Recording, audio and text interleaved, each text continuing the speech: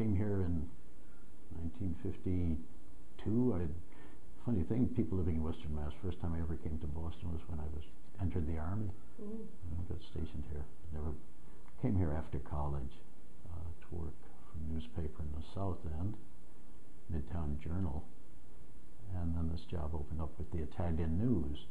Italian News was a weekly owned by attorney and city councilor Gabe Piemonte. One part of the paper, one feature, a weekly feature, was called Genus Ausonia, people of Italy, or individuals of Italy, genus, people of Italy.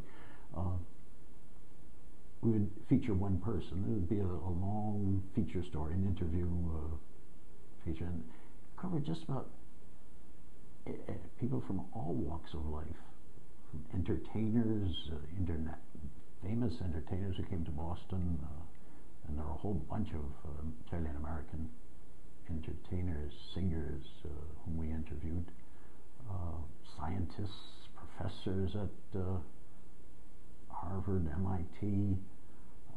One of the famous old entertainers called Tony Bennett, whom I interviewed.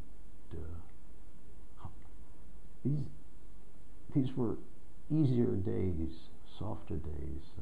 You could call and interview them from a local paper, a weekly paper. It wasn't the New York Times or Chicago Tribune. It was the Italian News out of Boston. Who are you? Sure, come on up. See me in the dressing room. Most of these guys were very friendly, nice people. And we talk about Italian things, their backgrounds, their families, where they came from. They always had to be an Italian angle, of course. Well, one of the more interesting people whom I interviewed at great length and got to know quite well was Aldino Felicani. He was the secretary of the Sacco and Vencetti Defense Committee. He was a printer. He was also a publisher of Italian paper. His offices are down in what is now the financial district.